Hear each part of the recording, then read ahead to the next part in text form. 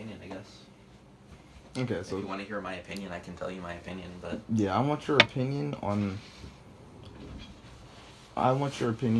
what's gonna or what do you think is gonna happen? what, this year? Yeah. A mess. Personally, this year is already a shit show, mostly because I kind of look at why people are excited for what president. I don't care if you voted for Biden. I don't care if you voted for Trump, but everybody's excited. Like the biggest thing is like $15 minimum wage. He's trying to raise minimum wage to $15 everywhere, right? And people don't understand that inflation is a thing. If you raise everything to 15, like if you raise minimum wage to $15, what's gonna happen when rent now goes up by $400? And then like your Arizona iced tea, instead of costing $1, now it costs $3. You know, everything goes up because inflation is inflation. You know, all the prices are gonna keep rising. What are you gonna do then? You know, so you're going to be making more money, and it's going to give you the illusion that you're making more money because the numbers are bigger, but in actuality you're not able to spend it on anything. Like a dollar when we were kids, right? They used to have the two for a dollar little gummy bags of worms. You remember that? Yeah. The gummy worms and gummy bears that used to be two for a dollar. Now they're like two for $1.50 or two for $2.22. Stuff like that. Like people don't really understand how money works, and it's kind of hilarious. Like people complain like, oh, well, it's not fair that these billionaires get to do X, Y, Z, one, two, three. Like people complained that Tesla, right? Tesla, I think he for 4 months he cut their wage by 10%, but he gave them stocks, right? So he gave them stocks inside of his company, and it was only for 4 months. It was for a short period, which granted, Tesla already, if you work for Tesla, you're already making a decent chunk of change. I think last time I looked at it, they were making at least 25 an hour. I don't know about janitors or anything else, but that was like working an assembly line, and I thought that was pretty cool. And just for 4 months, you know, you still have more than a livable wage. You're not dropping anywhere near minimum wage or anything else like that. And then he gives you stocks inside of the company. Now, after that 4 months, the value of his stock literally quadrupled. Like it went up by 4 times. So if you were to sell your stocks, you made more in that 4 months than the income that you would have lost if you would have had the 10% increased income. So you would have made a lot more money. But people don't really see the value in that. People don't see the value in what they do because like Tesla, Elon Musk in general is just really intelligent. You give people stocks and you give people alternative incomes, which is, in my opinion, what a good employer should do. Mm-hmm. You know, people should want to invest inside of the company that they work for and feel pride in working for it. You know, he's, you know, in a lot of ways he's changing the world because he wants to switch the world to electric. He's exploring rocket science. He wants to find alternative ways to do a lot of everything. You know, even alternative ways of transportation with like the Boring Company. But people see, oh, well, you know, we're against these mega corporations and all this other stuff, and people don't understand that these mega corporations are kind of changing lives. Like, Elon Musk isn't exactly paying these people peanuts. He's paying them livable wages. He's paying them easily more than they could work, like, easily more than they could make anywhere else. And that's saying something, you know? And this is in places like Las Vegas, where the cost of living is really low and they're making 25, 30, which is pretty nice, you know? Or it's not like big tech engineers. Like for example, if you go work for like Facebook or Google, you know, you make a lot of money. But if you look at the prices for housing or even apartments near the Silicon Valley, it's to match the money that's around it. So you might be making $150,000 a year, but when your rent's like 5K, what are you gonna do? You know, like Yeah. you're basically saving as much as, you know, the person on the poverty line is. Nothing. Like you're saving a little bit more because you're making more. That's it. You know, you're not really able to do anything. You've got better benefits. You got a secure job that's going to last for a lifetime, or at least as long as we have technology. So that's good. You know, you have security, but other than that, I mean, you're just broke in a nicer house. It is what it is. Broken in a nicer house with a nicer car. So Wow. I think that there's just a lot of things that people don't understand. Um, no politician is really for us.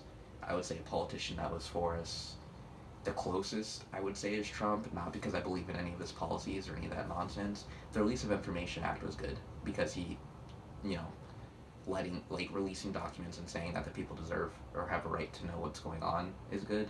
Yeah. There's a lot of stuff I don't agree with that Trump did. I don't think that he should be able to pardon as many people that he did.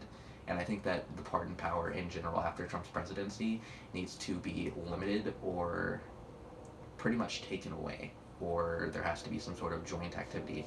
Like, you can't pardon it without approval from, we'll say, the judicial branch. Without agreement from the Supreme Court, you can't pardon people just to limit that power.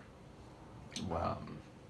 I think people also don't understand that a lot of politicians are playing a money game. For example, if you watch corporations or businesses or people who are just exorbitantly wealthy, they're donating to both sides. They're donating to the Democrats, they're donating to the Republicans, and neither of these sides have any care for us whatsoever. To us, or to them, we're just numbers, right? We are statistics. Like, what can I do that's going to cost the cheapest but benefit me the most? There's almost no president who went into presidency with less net worth income. They do what's best for them or what's best for their party. They're not doing what's best for the people, which is what you're supposed to do. Trump created more jobs, which is good. What Biden wants to do is going to borderline eliminate everything. You want to raise minimum wages is going to force businesses to have to pay more money. I mean, essentially, it's like, what are you going to do when that $1 burger you used to rely on off the dollar menu, now it's a $3 burger because the dollar menu's no longer there because they got to pay the employees more. So everybody's making more money, but everybody gets to spend less money, Yeah. They're gonna compensate somehow. Corporations are only going to keep going up.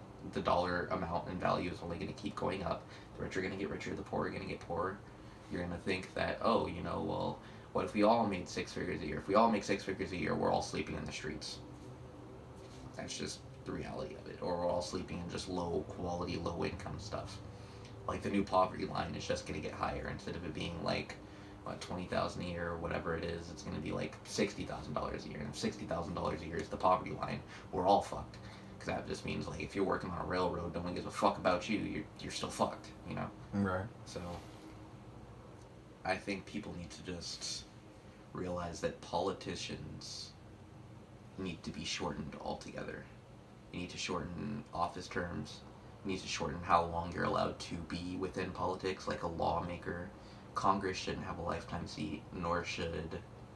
I could see the judicial branch and being a judge having a lifetime seat. That I understand. Right.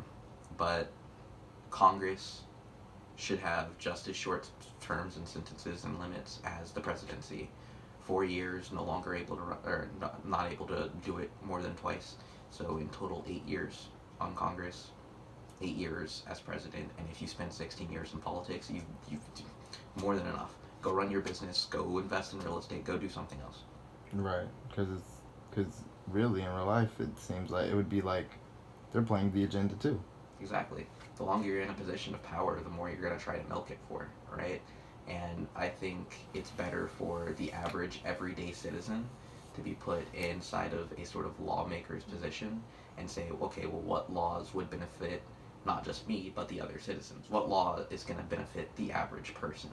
Like, we passed a law in California that basically legalized, what is it? I'm trying to think of the word for it. Pedophilia. I was going to say having sex with children, but pedophilia. Like, as long as you're within 10 years of age of said person, you can fuck them. So, like, a 12-year-old can fuck a 22-year-old.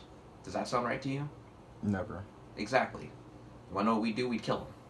We'd kill him if we walked in on a scene like that. We would kill him. Mm-hmm. And is that right? No. But is it legalized now? Hell yeah. And you want to know what they did? They slid it in with the COVID release bill. I mean, COVID in general was a giant fucking hoax. Not saying that COVID is fake, but the way that we handled it is unreal. Let's close up every single small shop and force everybody into the same place, so if they're sick, other people also get sick. You want to know what that does? That bolsters the numbers, so it looks like a bigger problem. You want to know what happens if you live everyday life and you just added masks and the 6-foot rule? Shit goes down, because, one, people already didn't really like being close to each other aside from parties. Okay, so we're about to hit the 10-minute mark, bro. This is now my interview. Alright. With Solomon. or settle it.